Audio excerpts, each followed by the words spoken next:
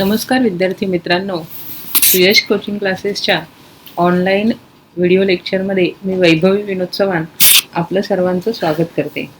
मुलांनो, आपण पाहतोय विज्ञान 1 मधलं दुसरं प्रकरण मूलद्रव्यांचे आवर्ती वर्गीकरण.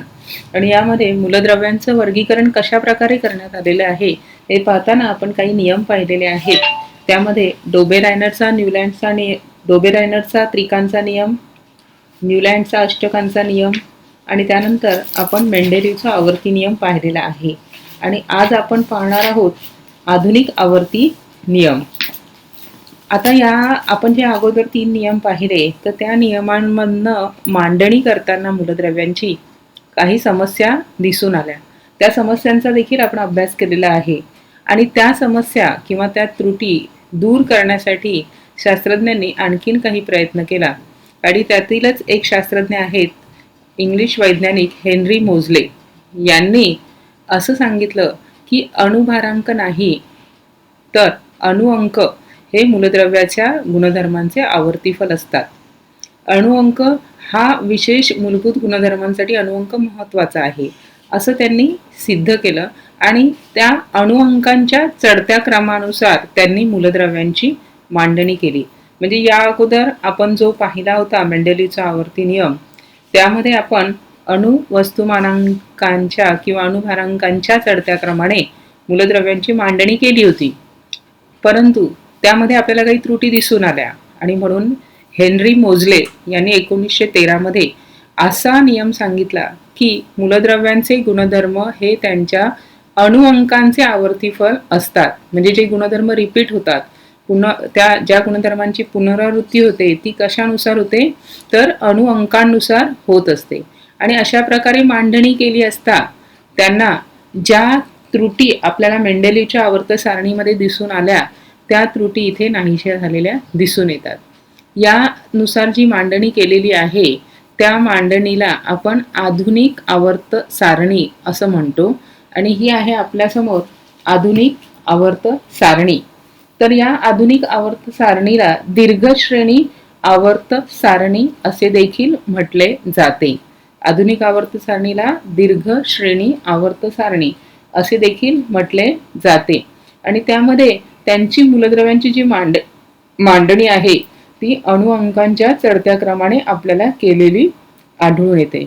आता या सारणीचं जर तुम्ही नीट निरीक्षण केलं तर तुम्हाला असं दिसून येईल की याच्यामध्ये 7 आडव्या ओळी आहेत.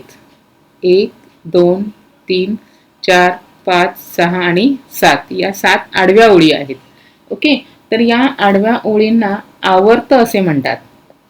आडव्या ओळींना काय म्हटलं जातं? आवर्त असं म्हटलं जातं. आणि जर या उभ्या ओळी आपण मोजल्या तर या उभ्या ओळी किती आहेत? 18 आहेत. आणि या उभ्या ओळींना आपण काय म्हणणार आहोत? गण म्हणणार आहोत. म्हणजेच आधुनिक आवर्त सारणीमध्ये 7 आवर्त असून आपल्याला 18 गण आढळून येतात.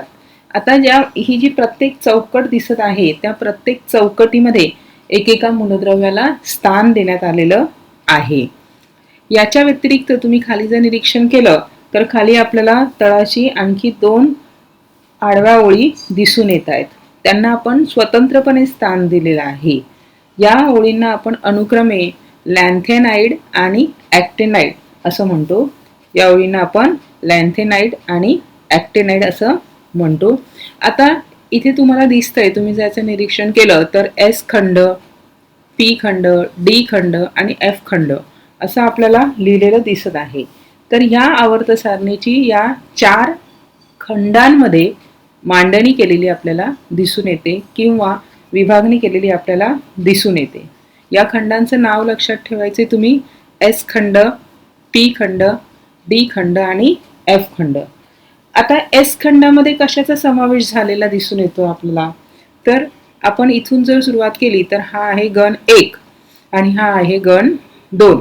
तर गण 1 आणि गण 2 यांचा समावेश आपल्याला एस खंडामध्ये केलेला दिसून येत आहे. गण 1 आणि गण 2 यांचा समावेश आपल्याला एस खंडामध्ये करण्यात आलेला दिसून येत आहे. पी खंडामध्ये आपल्याला गण 13 ते गण 18 यापर्यंतची जी मूलद्रव्ये आहेत या सर्व मूलद्रव्यांची विभागणी आपल्याला मांडणी आपल्याला पी खंडामध्ये करण्यात आलेली दिसून येते. आणि डी खंडामध्ये आपल्याला गण 3 ते गण 12 गण 3 ते गण 12 या गणांतील मूलद्रव्यांची मांडणी आपल्याला डी खंडामध्ये करण्यात आलेली दिसून येते. तर एफ खंडामध्ये आपल्याला खाली जे दोन आपल्याला आंतरसंक्रामक मूलद्रव्यांचे तक्ते दिलेले आहेत, लॅन्थेनाइड आणि ॲक्टिनाइड मालिकेतील जी मूलद्रव्य आहेत त्या मूलद्रव्यांचा समावेश आपल्याला एफ खंडामध्ये करण्यात आलेला दिसून येत आहे. पुन्हा एकदा बघा, आधुनिक आवर्त सारणीची आपल्याला 4 खंडांमध्ये विभागणी केलेली दिसून येत आहे. एस खंड, पी खंड, डी खंड आणि एफ खंड. एस खंडामध्ये गण 1 आणि गण 2 मूलद्रव्य, पी खंडामध्ये गण 13 ते गण 18 मूलद्रव्य, डी खंडामध्ये गण 3 ते गण 12 या मूलद्रव्यांचा समावेश आणि एफ खंडामध्ये लॅन्थेनाइड आणि ॲक्टिनाइड मालिकेतील मूलद्रव्यांचा आपल्याला समावेश करण्यात आलेला दिसून येत आहे. आता याच्यामध्ये आपल्याला एक नागमोडी रेषा दिसून येत आहे, बरोबर आहे. ही जी नागमोडी रेषा आपल्याला दिसत आहे, बोरॉन, सिलिकॉन, ही जी मूलद्रव्य आहेत, ही मूलद्रव्य कशी आहेत, ही धातू सदृश्य मूलद्रव्य आहेत. या धातू सदृश्य मूलद्रव्यांचा समावेश आपल्याला या नागमोडी रेषेमध्ये करण्यात आलेला दिसून येत आहे. आता या नागमोडी रेषेच्या उजव्या बाजूची जी सर्व मूलद्रव्ये आहेत ती सर्व मूलद्रव्ये ही अधातू मूलद्रव्ये आहेत. या नागमोडी रेषेच्या उजव्या बाजूची मूलद्रव्ये आहेत ती अधातू मूलद्रव्ये आहेत आणि डाव्या बाजूची जी मूलद्रव्ये आहेत ती कशी आहेत, धातू मूलद्रव्य आहेत. इथून आपण सुरुवात केली तर ही सर्व धातू मूलद्रव्य आहेत आणि ही सर्व अधातू मूलद्रव्य आहे. आणि यांच्यामध्ये ही जी नागमोडी रेषा आहे ही सगळी कशी मूलद्रव्य आहेत, धातू सदृश्य मूलद्रव्य आपल्याला दिसून येत आहेत. आता ही जी धातू सदृश्य मूलद्रव्य आहेत यांच्यामध्ये आपल्याला धातू आणि अधातू या दोघांचेही गुणधर्म आढळून येतात. आता ही जी शेजारी शेजारी असणारी मूलद्रव्ये आहेत या सर्व मूलद्रव्यांच्या गुणधर्मांमध्ये आपल्याला थोडाफार फरक दिसून येत आहे. आता एका गणातील मूलद्रव्यांचा आपण विचार केला तर एका गणातील मूलद्रव्यांच्या रासायनिक गुणधर्मांमध्ये आपल्याला बरेचसे साधर्म म्हणजे समानता अशी दिसून येते. आता जर आपण ह्या गणाचा विचार केला तर हा आहे कोणता, हा आहे आपला गण 1. आता गण 1 लाच अल्क धातूंच्या कुलातील अल्क धातूंच्या कुलातील मूलद्रव्य असं म्हटलं जातं. गण 1 ला आपण अल्क धातूंच्या कुलातील मूलद्रव्य असं म्हणतो. आता यांच्यामध्ये काय आहे वैशिष्ट्य, तर या सर्व मूलद्रव्यांची संयुजा आपल्याला 1 आहे अशी आढळून येते. या सर्व मूलद्रव्यांची संयुजा कशी असणार आहे, 1 असणार आहे. गण 1 मधील सर्व मूलद्रव्यांची संयुजा कशी असणार आहे, 1 असणार आहे. त्याचप्रमाणे गण 2 मधील मूलद्रव्यांचा आपण विचार केला तर ही सर्व मूलद्रव्य कशी आढळून येणार आहेत आपल्याला, या सर्व मूलद्रव्यांची संयुजा 2 आहे. या मूलद्रव्यांना गण 2 मधील मूलद्रव्यांना आपण अल्कधर्मी मृदा धातू असं म्हणणार आहोत. जर तुम्ही हायड्रोजनचा विचार केला तर तुम्हाला माहिती आहे की हायड्रोजनचा अणुअंक 1 आहे. म्हणजे हायड्रोजनमध्ये असणाऱ्या प्रोटॉनची संख्या 1 आहे आणि इलेक्ट्रॉनची संख्या 1 आहे. त्यामुळे हायड्रोजन भोवती एकच आपल्याला इलेक्ट्रॉनची कक्षा दिसून येते. जर आपण लिथियमचा विचार केला तर लिथियम भोवती आपल्याला 2 कक्षा दिसून येणार आहेत, कारण लिथियमचा अणुअंक आहे 3. मग पहिल्या कक्षेमध्ये असणार आहेत किती इलेक्ट्रॉन्स, 2, आणि दुसऱ्या कक्षेमध्ये किती इलेक्ट्रॉन असणार आहेत, 1. जर आपण सोडियमचा विचार केला तर सोडियम मध्ये अणुअंक आहे 11. मग पहिल्या कक्षेमध्ये 2 इलेक्ट्रॉन, दुसऱ्या कक्षेमध्ये 8 इलेक्ट्रॉन आणि तिसऱ्या कक्षेमध्ये 1 इलेक्ट्रॉन. अशा प्रकारे आपल्याला त्यांची विभागणी दिसून येते. म्हणजे जसं आपण वरून खाली जाणार आहोत तसं तसं इथे कवचांची संख्या किंवा इलेक्ट्रॉन शेलची संख्या आपल्याला वाढताना दिसून येणार आहेत. इथे असणार आहे 1 कवच, इथे असणार आहे 2, इथे असणार आहे 3, इथे असणार आहे 4. पण वैशिष्ट्य असं आहे की जसं जसं कवचांची संख्या वाढते पण त्यांच्या बाह्यतम कक्षेमध्ये असणाऱ्या इलेक्ट्रॉनची संख्या मात्र सारखीच असणार आहे. बाह्यतम कक्षेत असणाऱ्या इलेक्ट्रॉनची संख्या सारखीच असणार आहे.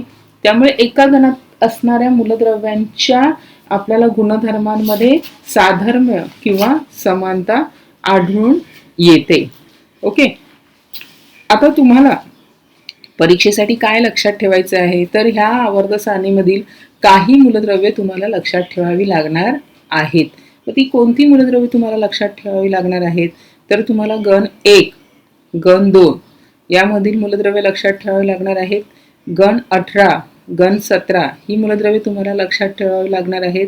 तसंच आवर्त 1, आवर्त 2 आणि आवर्त 3, तर एवढी मूलद्रव्ये तरी तुम्हाला कमीत कमी लक्षात ठेवावी लागणार आहेत. कोणती कोणती मूलद्रव्ये लक्षात ठेवायची बघा तुम्हाला. गण 1 मधील मूलद्रव्य, गण 2 मधील मूलद्रव्य, गण 17 मधील मूलद्रव्य, गण 18 मधील मूलद्रव्य, त्यानंतर आवर्त 1 मधील मूलद्रव्य, आवर्त 2 मधील मूलद्रव्य आणि आवर्त 3 मधील मूलद्रव्य. एवढी मूलद्रव्ये तुम्हाला लक्षात ठेवायची आहेत. आता ही मूलद्रव्ये लक्षात ठेवण्यासाठी मी तुम्हाला काही आयडिया सांगणार आहे किंवा मी तुम्हाला काही ट्रिक्स सांगणार आहे. तर त्या ट्रिक्स तुम्ही लक्षात ठेवण्याचा प्रयत्न करा, म्हणजे ही मूलद्रव्ये तुम्हाला सहज आठवतील. आता गण 1चं तुम्ही निरीक्षण केलं तर तुम्हाला इथे कोणती मूलद्रव्ये दिसत आहेत, माझ्या मागे रिपीट करा. Hydrogen, lithium, sodium, potassium, rubidium, caesium आणि फ्रान्शियम. तर ही मूलद्रव्ये तुम्हाला क्रमाने लक्षात ठेवण्यासाठी तुम्हाला एक ओळ लक्षात ठेवायची आहे. बघा, हेलिना की रब से फरियाद. काय लक्षात ठेवायचं आपल्याला, हेलिना की रब से फरियाद.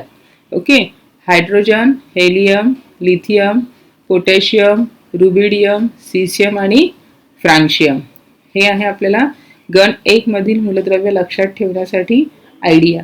आता दुसऱ्या गणातील मूलद्रव्य आपण कशी लक्षात ठेवणार आहोत बघा.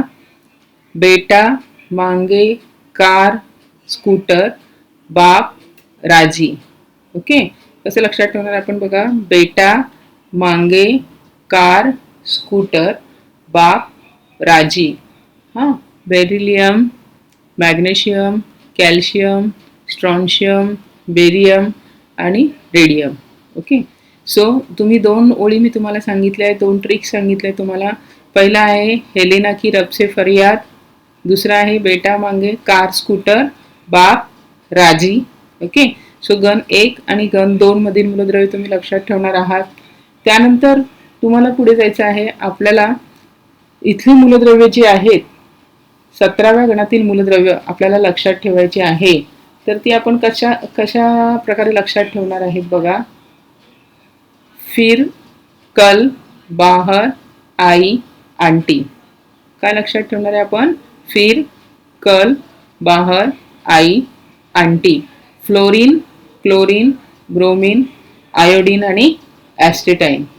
कसं लक्षात ठेवणार आहोत आपण, फ्लोरीन, क्लोरीन, ब्रोमीन, आयोडीन आणि ॲस्टेटाईन. फिर, कल, बाहर, आई, आंटी. ओके, आता आपल्याला शेवटचा जो 18वा गण आहे त्याच्यातील मूलद्रव्य जर लक्षात ठेवायचे आहे तर त्याच्यासाठी आपल्याला ही टॅगलाईन लक्षात ठेवायची आहे. है ना आगर कर 0, है ना आगर कर 0 रन पर आउट. है ना आगरकर 0 रन पर आउट. आगरकर नावाचा आपला एक क्रिकेटर होता, तुम्हाला माहिती असेल, ऑलराऊंडर क्रिकेटर होता. तर त्याच्या नावाने आपण ही लाईन तयार करतोय. है ना आगरकर 0 रन पे आउट. आगरकर 0 रनवर आउट झालेला आहे, असं आपण लक्षात ठेवणार आहोत. तर ह्या ज्या ओळी आहेत आता मी तुम्हाला सांगितलेल्या, त्या तुम्ही शांतपणे लिहून ठेवा, म्हणजे तुम्हाला लक्षात राहतील. आणखीन जर तुम्हाला गण 13 मधील मूलद्रव्य लक्षात ठेवायचे आहे तर त्याच्यासाठी तुम्हाला मी लाईन सांगते. त्याच्यासाठी अशी लाईन लक्षात ठेवायची आहे. बैगन, आलू, गाजर इन थाली. बैगन, आलू, गाजर in thali. Okay, boron, aluminium, gallium, indium, thulium, अशा प्रकारे. त्यानंतर गण 15 मधील मूलद्रव्य तुम्हाला लक्षात गण 14 मधील मूलद्रव्य तुम्हाला आधी लक्षात ठेवायचे आहे. तर त्याच्यासाठी टॅगलाईन आहे, कहे सीताजी, कहे सीता जी सुनिए प्रभु कहे सीता जी सुनिए प्रभु फिर से। ओके, गण 15 मधील मूलद्रव्ये तुम्हाला लक्षात ठेवायचे आहेत. त्यासाठी न्यूझीलंड, पाकिस्तान, ऑस्ट्रेलिया सब बेकार. ओके, न्यूझीलंड, पाकिस्तान, ऑस्ट्रेलिया सब बेकार.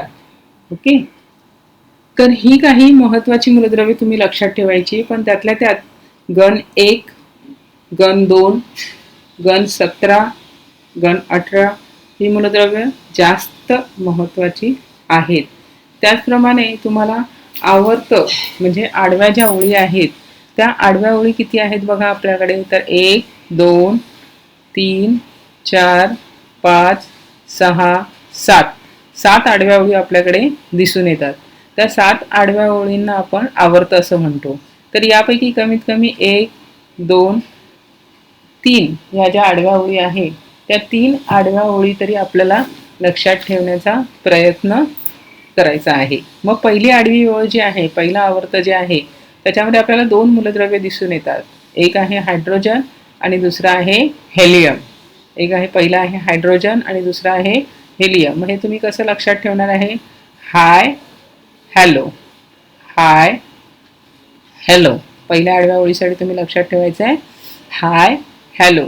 आता दुसरी जी आडवी ओळ आहे त्याच्यासाठी तुम्ही कसं लक्षात ठेवणार आहे? Lion burning below car need oxygen for life. Okay, एक लायन आहे आणि तो एका कार खाली बर्न होतोय म्हणजे जळतोय. आणि जळताना त्याला कशाची आवश्यकता आहे? ऑक्सिजनची आवश्यकता आहे. कशासाठी? तर त्याला जिवंत राहण्यासाठी ऑक्सिजनची गरज आहे. पुन्हा एकदा बघा, lion burning below car needs oxygen for life.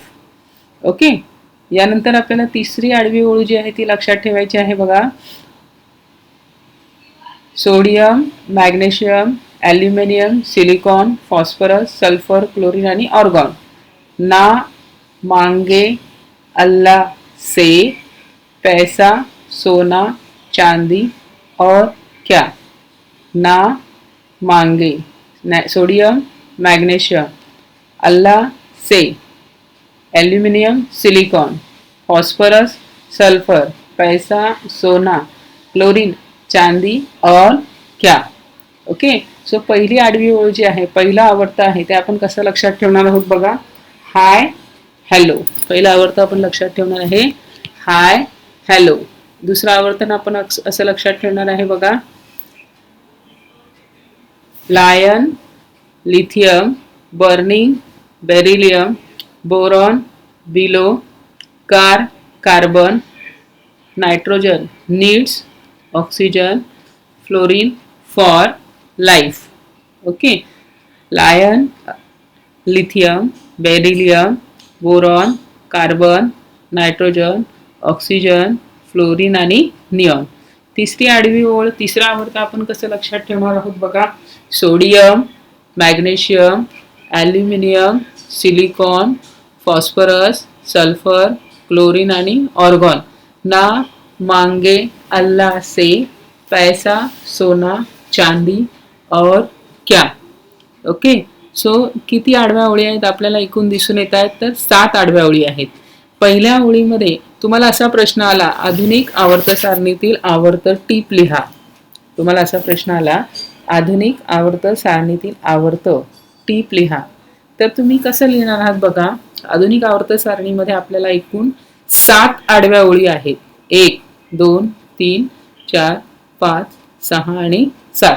किती आडव्या ओळी आपल्याला दिसून येत आहेत? एकूण 7 आडव्या ओळी आपल्याला दिसून येत आहेत. आणि त्यांची रचना कशी आहे बघा. तर पहिल्या आडव्या ओळीमध्ये आपल्याला 2 मूलद्रव्यांचा समावेश करण्यात आलेला दिसून येतोय. पहिल्या आडव्या ओळीमध्ये आपल्याला फक्त 2 मूलद्रव्ये दिसून येत आहेत, हायड्रोजन आणि हेलियम. ही 2च मूलद्रव्ये पहिल्या आडव्या ओळीमध्ये आपल्याला दिसून येत आहेत. आता दुसऱ्या आडव्या ओळीमध्ये म्हणजे दुसऱ्या आवर्तामध्ये आणि तिसऱ्या आवर्तामध्ये प्रत्येकी आपल्याला आठ मूलद्रव्यांचा समावेश झालेला दिसून येत आहे. दुसऱ्या आणि तिसऱ्या आवर्तामध्ये आपल्याला 8 मूलद्रव्यांचा समावेश झालेला दिसून येत आहे. आता चौथ्या आणि पाचव्या आवर्तामध्ये प्रत्येकी आपल्याला 18 मूलद्रव्यांचा समावेश झालेला दिसून येतोय. आपल्याला चौथ्या आणि पाचव्या आवर्तामध्ये प्रत्येकी किती मूलद्रव्यांचा समावेश झालेला दिसून येतो आहे? 18 मूलद्रव्यांचा समावेश करण्यात आलेला दिसून येत आहे. आता 6वं जे आवर्तन आहे हे कसं आहे? हे खूप मोठं आहे. हे प्रदीर्घ आवर्तन आहे. ओके, याच्यामध्ये एकूण 32 मूलद्रव्यांचा समावेश करण्यात आलेला आहे.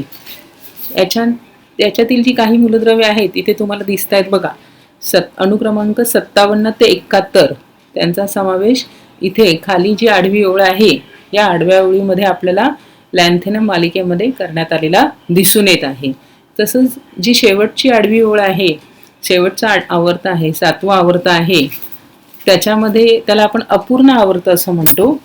त्याच्यामध्ये आतापर्यंत जे नवीन नवीन मूलद्रव्य शोध लागणार आहे किंवा निर्माण केली जाणार आहेत प्रयोगशाळेमध्ये त्यांचा समावेश या 7व्या आवर्तामध्ये करण्यात आलेला आहे. तर एकूण आपल्याला किती आवर्त आहेत? 7 आवर्त आहेत. आवर्त 1 याच्यामध्ये आपल्याला 2 मूलद्रव्य, आवर्त 2 आणि 3 8 मूलद्रव्य, आवर्त 4 आणि 5 याच्यामध्ये प्रत्येकी 18 मूलद्रव्य, आवर्त 6 याच्यामध्ये याला आपण प्रदीर्घ आवर्त असं म्हणतो आणि आवर्त 7 हे याला आपण अपूर्ण आवर्त असं म्हणतो. तर हे आपण थोडक्यात पाहतोय आधुनिक आवर्त सारणी आणि पुन्हा आपण कंटिन्यू करणार आहोत पुढील भागामध्ये याचे आणखीन जे काही महत्त्वाचे मुद्दे आहेत ते. धन्यवाद.